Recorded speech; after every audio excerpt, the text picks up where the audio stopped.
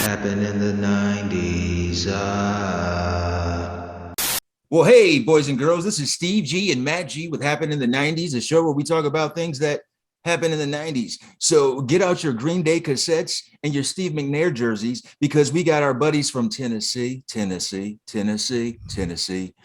and Steven from B3F Podcast. And we're here to take you to another place, take you to another land. They're not impressed.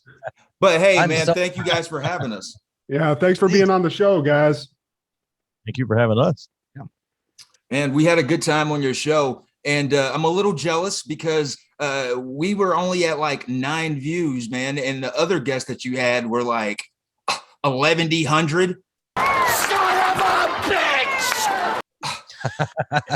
It's hit or miss, man. Yeah, we get lucky sometimes, but you know.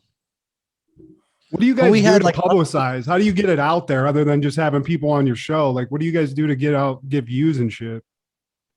Joey posts things and I complain about how he posts things. That's it. Yeah. That's about how it works. Just take clips from the show, put it on Facebook, Instagram, and Twitter, honestly. Yeah, there are a couple apps that we used that'll take clips from each show, and we'll put those on with hashtags and shit.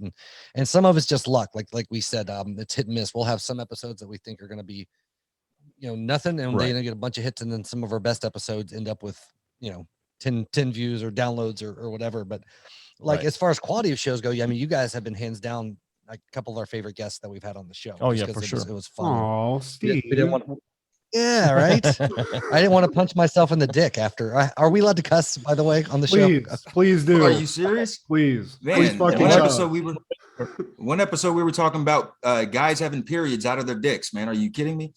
Well, no, I know you guys cuss some, but you guys have been on our show, and you know that my level of profanity can reach unusual heights at times. So I'm making sure.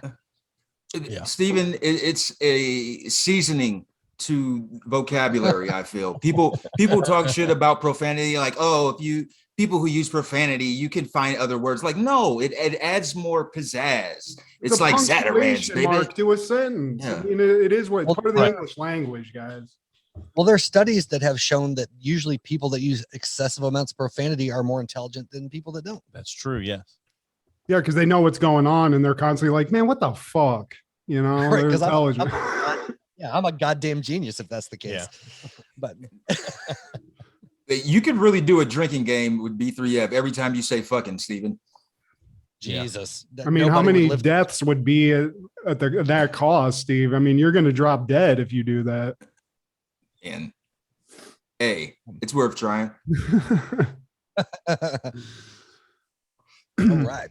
I don't stand a chance. If I did that, I mean, I'm a teetotaler, so I'd be in the hospital with alcohol poisoning within minutes of that. So, it's funny you say that, because the kind of anomaly of what episodes do well is a couple of episodes ago we recorded 2 in one night, so we were drinking a lot, and about halfway through the second episode, Steven was like, hurry up and get this shit done because I'm fucking done. And he just got up and walked outside and was trying to make so drunk. He's trying to make himself throw up. So I'm officially the first one of us to leave an episode because I was so fucked up. I was done. Yeah, it was the second time he's ever had to spend the night here because he drank too much. Yeah. Well, hey, you got a bed to stay in. That ain't bad. Yeah. Which episode was this? I think it's called Stephen May Need an Intervention. Yes, what we call it.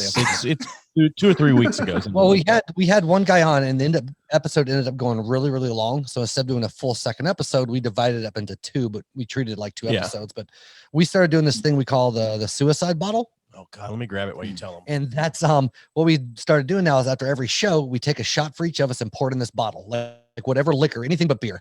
And so as it fills up, when it gets to the top, then that's what we drink for that episode. So right now, this is fucking like ouzo, absinthe. It's 22 different alcohols in this bottle. It is. Yeah.